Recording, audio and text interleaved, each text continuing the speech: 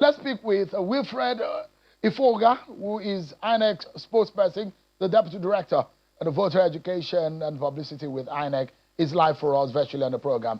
Mr. Ifoga, thank you so much indeed for your time tonight on the program. Thank you and good evening, Mr. Sheung. Good evening. Give us an understanding on behalf of my friends who procrastinate, who thought that this will not end and has come to an end. First and foremost, is there a possibility of an extension? Maybe for one more week.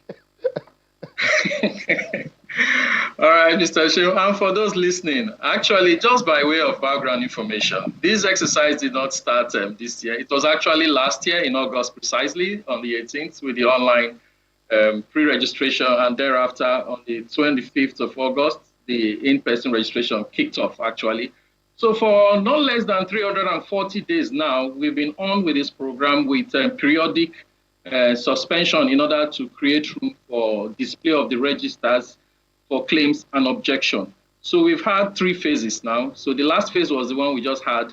We started actually in April and ended. It was supposed to have ended July 10th, but then due to the outcry of people not being able to, complete their registration, an extension came up.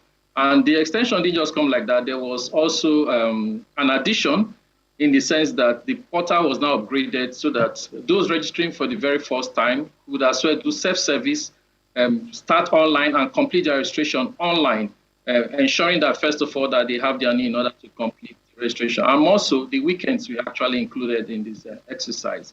So as it is, there will be no extension because in August, precisely from the 4th, the display of this register will commence so that the public can actually scrutinize what we have done. Thereafter, before other technical actions will be taken, like the automated biometric identification system, in order to prune out registrations that were not properly done, especially for maybe multiple registrations and the likes, before it is now published. And thereafter, the informations are integrated. And more so, the PVCs are now printed so that in good time, the owners of these PVCs can collect it before the general election. So it is all over. If you are not registered now, either online or physical, it is all over. No deadline. The rapture for CVR has happened, and those who are rapturable are already identified. All right. So let's go on and look at it. The usual suspect when it comes to things like these, in terms of the states in registration, based on your last record, we do not have the consolidated register, the record just yet of the CVR exercise. It takes us to the 2 most significant states when it comes to political numbers and figures in Nigeria, Kano and Lagos. Kano gave us 234,305 with 76,768 online registration, 157,537 physical registration. Now, for Lagos, gave us 140,546 total CVR registrants, and 97,000 of them are online, while 42,895 are physical. But, I mean, I'm surprised at a few states. This state are giving us more than 100,000. Taraba, Taraba, Edo states, they're very significant. Ebonyi also gave us more than 100,000, and these are significant numbers. Sokoto gave us more than 100,000 in new registration. But I'm not surprised by some other states that have given us close to that number. But those states, Taraba, Edo, are giving us in that number. Are you also surprised by that sheer amount of people who have turned out for this CVR? Well, I would say I'm surprised because that's actually what we expect. Because if there's one thing we need to know about this exercise, is likely not most of them are actually resident in those states. Some of them might be all around Nigeria, especially for the online registration. Some of them might even be in diaspora, hoping that before the election, they come back to participate in the elections. So, however, the system is now open in the sense that so wherever you are in Nigeria, you can register to vote in your particular location. So I think where probably surprises my spring is on election day, where you now try to look at the number of persons registered in a particular state, not being able to produce the number of registered, the figures in terms of voting will not, really align with the total registered. I mean, where I'm surprised, so the reason why I'm asking you if you're surprised with Ebonyi and Edo State is because the number of physical registrants are higher than online. Compared to Lagos, that we saw more online registrants than physical. In Kano, we saw more physical registrants than online. But in Ebonyi and Edo, these are the other unsuspecting states when it comes to voter registrant that are giving us numbers, physical numbers, beyond. I mean, there are almost 3 times the numbers of online registrants. That's what I'm saying. Are you surprised about Edo and Ebonyi? These are and Taraba also, those 3 states. Okay, I think what I can say there is this. It depends on the approach from the different states in order to sensitize people for them to come out. There are some that will tell you they don't prefer the online. They want to be in the INEC office to do that. And also the arrangement put in place by our state offices in order to ensure that those who are eligible to register are reached irrespective of where they are located. While in some other areas too, like you mentioned, Lagos, their online presence is much. Yes, the technology is there, and they have a lot of places for them to be able to do that. While some states too actually did all they can, maybe with stakeholders trying to mobilize so that everyone will catch on this opportunity for them to be registered. But let me ask you, INEC has insisted that the CVR must end despite appeals from some Nigerians who say they were unable to register due to logistics, network failures, and long queues.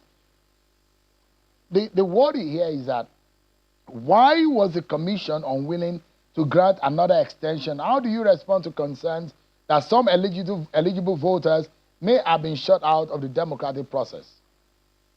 All right, my response to that is this.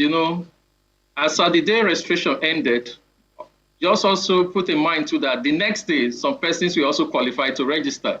But for the fact that the suspension will come in order for us to prepare this register for the election has to take place, we just have to stop.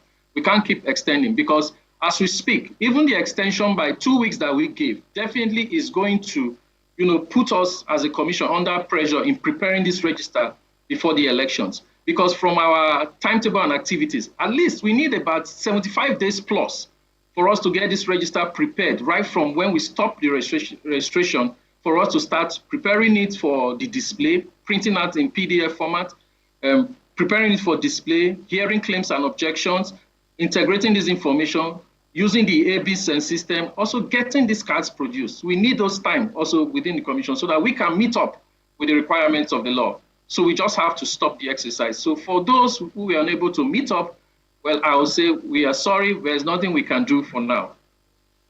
So give us an understanding of the integrity of these register, because over the years there are question marks around the integrity, duplication, finding dead people, finding duplications underage. What is the integrity? How can Nigerians be assured that we do not have population of dead people, non-Nigerians, aliens, and underage on this register? All right. What I will say here is this. On the part of the commission, we are going to apply the technology that is needed for us to identify double registrants. But there's no way we on our own cannot say this person is actually underage. And that is why the criteria in the first place for you to be registered as a voter, you must be of age. And if, for example, now, especially those who just turned 18 that came to register, part of the documents they were to produce include their birth certificate, and also if they have their passport, they are supposed to, and also their NIN, because these documents definitely will give a vivid account of their true date of birth. But however, there's an opportunity for stakeholders to be part of the process in scrutinizing the register, and which is when we now display this register for claims and objection. They can raise up objections to any name that has been registered or that we have displayed. Because right now, these figures you are seeing, they are still tentative until it is processed by applying all the business rules that has to do with cleaning up the register before we now publish. So right now, everyone has to be part of it. So it's not for us to display the register. We'll find out that people don't go there to actually look at what we have. Because if they don't do it, that's what we would do. We also publish as the voter register that we're going to use for the election. So we call on Nigerians who are part of the system. We are going to display this register from August 4th for them to come and look at what we have there. For their own information, they can raise up claims where we have errors on it. But for others that we have probably registered and they find out that these persons are not eligible in the first place or there are issues concerning them, they are there to raise up objections, and there are forms they need to fill. And when investigated and found that these claims is verified, the commission will do the needful to get those names out of the register before the election. I know that part of the process of cleaning up the register is what we call the Automated Fingerprint Identification System, AFIS. Automated Biometric Identification System now. Absolutely. So to clean, and there is also what you call the post-business rules. These are things you do to be able to ensure that the register is fine-tuned. But the larger picture is what then happens with what the president has now approved as a unified national record and registered of Nigerian citizens. Is there a handshake between INEC register and NIMSI's own database?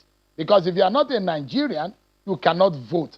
The criteria of being able to vote, for you to exercise the franchise, is for you fundamentally to be a Nigerian. And there are only 3 ways established by the Constitution to be a Nigerian. So are you having that handshake with NIMSI's national records?